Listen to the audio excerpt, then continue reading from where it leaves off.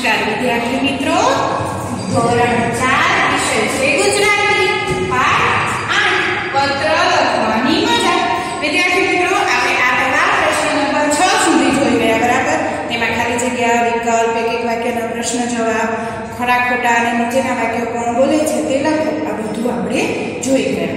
આજે આપણે પ્રશ્ન નંબર 7. શું છે પ્રશ્ન નંબર 7? નીચેના દરેક શબ્દ વિશે એક બે વાક્યો લખો. બરાબર વિદ્યાર્થી મિત્રો, નીચેના દરેક શબ્દ વિશે એક બે વાક્યો લખો. વિદ્યાર્થી મિત્રો, અત્યારે અહીં મેં એક વાક્ય લખ્યા છે. એક વાક્ય તમારે તમારી રીતે બનાવીને લખવાનું છે. પહેલું છે ટપાલી. બરાબર, ટપાલી. ટપાલી સાયકલ પર આવે છે. આ એક વાક્ય મેં લખ્યું છે. બીજું તમને તમારી રીતે લખવાનું છે. બીજું છે કમ્પ્યુટર. કમ્પ્યુટર વિજ્ઞાનની મહાન શોધ છે. ત્રીજું મોબાઈલ. મોબાઈલ સંદેશા મોકલવાનું ઉત્તમ સાધન છે. સાથે સાથે મોબાઈલમાં આપણે ઘણી બધી ગેમો રમીએ છીએ, મનોરંજન મળે છે અને ગૂગલ દ્વારા આપણે ઘણી બધી માહિતી પણ મેળવી શકીએ છીએ. ત્યારબાદ ચોથું છે ટપાલ પેટી. વિદ્યાર્થી મિત્રો, ટપાલ પેટીમાં લોકો પત્ર નાખે છે. બરાબર. ત્યારબાદ પાંચમું કબૂતર. કબૂતરને તો બધા ઓળખો છો ને વિદ્યાર્થી મિત્રો, એને આપણે દૂત તરીકે પણ ઓળખીએ છીએ ને. પહેલાના સમયમાં કબૂતરનો ઉપયોગ સંદેશા મોકલવા માટે થતો હતો.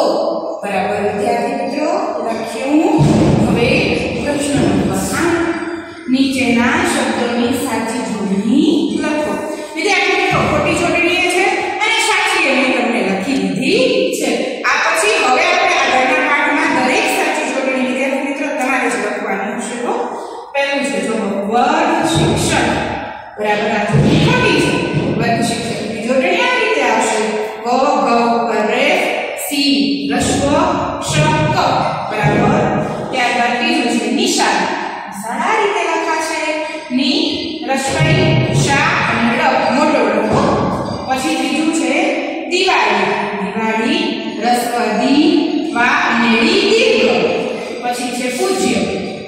પૂજ્ય આ રીતે લખાશે. પાંચમું આદરણીય. આદરણીય સાચી જોડણી આવી, આ ખોટી છે. છઠ્ઠું પરપીડિયું. પરપીડિયું આ રીતે લખાશે.